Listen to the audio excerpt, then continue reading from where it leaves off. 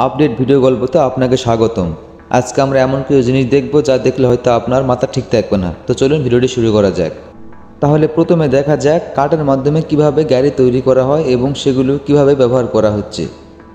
তো দেখুন কাঠের মাধ্যমে কিভাবে একটি বাইক তৈরি করা হয়েছে। শুধু বাইকই না, এর পাশাপাশি কার, বিভিন্ন ধরনের গাড়ি তৈরি করা হচ্ছে। আর এই কাজটি খুব সূক্ষ্ম করে তৈরি করে এই কারিগর। দেখুন কাঠের মাধ্যমে কিভাবে এসব তৈরি করতেছে তিনি, দেখলে হয়তো আপনি অবাক হয়ে যাবেন। গাড়ির পাশাপাশি বিভিন্ন খেলনা আকারে গাড়িও তৈরি করেন তিনি। আর এই কাজটি তিনি বহু বছর থেকে খুব দক্ষতার সহিত করে আসতেছে। প্রাপ্তবয়স্ক বাচ্চা এবং বিভিন্ন ধরনের গাড়ি তৈরি করেন তিনি। খুব দক্ষ সহকারে বিভিন্ন গাছের কাঠ দিয়ে সুন্দর করে গাছের ফ্রেম এবং গাড়ি তৈরির কাজে বিভিন্ন সরঞ্জাম ব্যবহার করে এই ব্যক্তি। দেখুন একটি কার কিভাবে তৈরি করেছে। শুধু কার না, ট্যাঙ্ক, বিভিন্ন ধরনের গাড়ি তৈরি করেন তিনি। অবাক করার বিষয়। কাঠে বিভিন্ন ধরনের রং মিশ্রণ করে সুন্দর আকার ধারণ করে তিনি। এভাবে তিনি কাঠ দিয়ে খুব সুন্দরভাবে নিখুঁতভাবে গাড়ি তৈরি করেন। তা হয়তো আপনারা ইতিমধ্যে দেখতেছেন। দেখুন কিভাবে একটি হেলিকপ্টার তৈরি করেছে।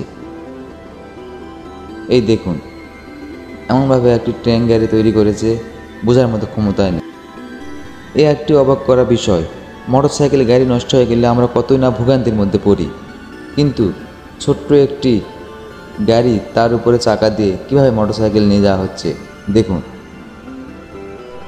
বিশ্বের সবচেয়ে ছোট সাইকেল আবিষ্কার করেছেন এই ব্যক্তি। শুধু আবিষ্কার করেই বসে নেই, সেটিকে চালিয়ে সবাইকে তাক লাগিয়ে দিয়েছেন। দেখুন কতটুকু সাইকেল কীভাবে চালাচ্ছে একটি পূর্ণবয়স্ক ব্যক্তি, যা হয়তো আপনি কোথাও দেখেননি।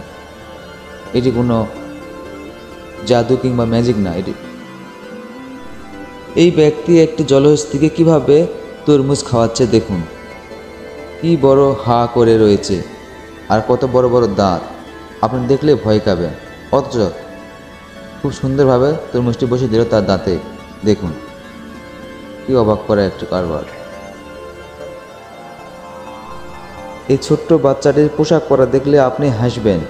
দেখুন এটি কিন্তু একটি সোয়েটার, অথচ পাট পাট করে কত বড় করা হয়েছে, তা দেখলে বুঝতে পারতেছেন। ব্যক্তি সেই বড়শিটিকে খোলানোর চেষ্টা করতেছে, যাতে করে মাছটিকে পুনরায় সমুদ্রে সুস্থভাবে ছেড়ে দেওয়া যায়, এবং তারা এটি করতে খুব সুন্দরভাবে সফল হয়েছে। দেখুন। আর হ্যাঁ, বিশেষ করে এই ধরনের মাছকে খাওয়ার জন্য শিকার করা হয় না। তাদের শরীরে কোনো অসুখ কিংবা অসুস্থ হয়েছে কিনা এসব পরীক্ষা করার জন্য এদেরকে ধরা হয়, পরে আবার তাদেরকে সমুদ্রে ছেড়ে দেওয়া হয়। ঠিক তেমনটাই করলো এরা। দেখুন মাছটি আবার প্রাণ খুঁজে পেল।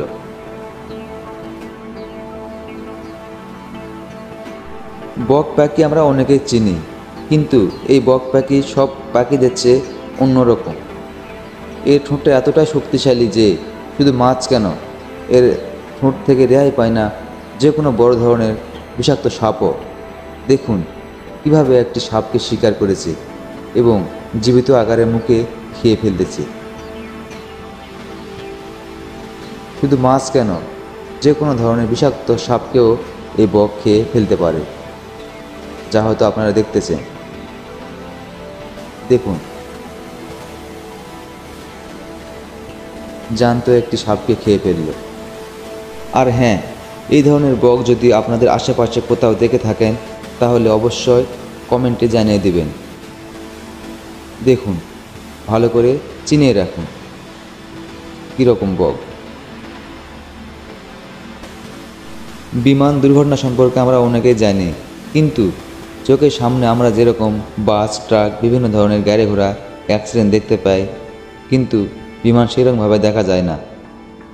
তো সমস্যা কি? দেখুন এই বিমানটি কিভাবে একটি সমুদ্রে পড়ে গেছে। তাহলে হিসাব করুন এখানে কত যাত্রী ছিল এবং কতজন মারা গেছে। একজনও কি বাঁচবে? দেখুন আস্তে আস্তে ডুবে যাচ্ছে বিমানটি। এটি কোনো এডিট করা ভিডিও না, দেখুন বাস্তবে সমুদ্রের মাঝখানে বিমানটি ডুবে যাচ্ছে এবং অনেকেই চেষ্টা করতেছে বিমানটিকে উদ্ধার করার জন্য, কিন্তু শেষ পর্যন্ত কী হবে জানি না। অবশ্যই দেখুন, এই দেখুন আস্তে আস্তে এই ডুবে গেল, তলিয়ে গেল নিচে, আর কোনো চিহ্নই রইল না বিমানটির। দেখুন, এইরকম বিমান দুর্ঘটনা হলে মানুষের বাঁচার সম্ভাবনা একেবারে থাকে না।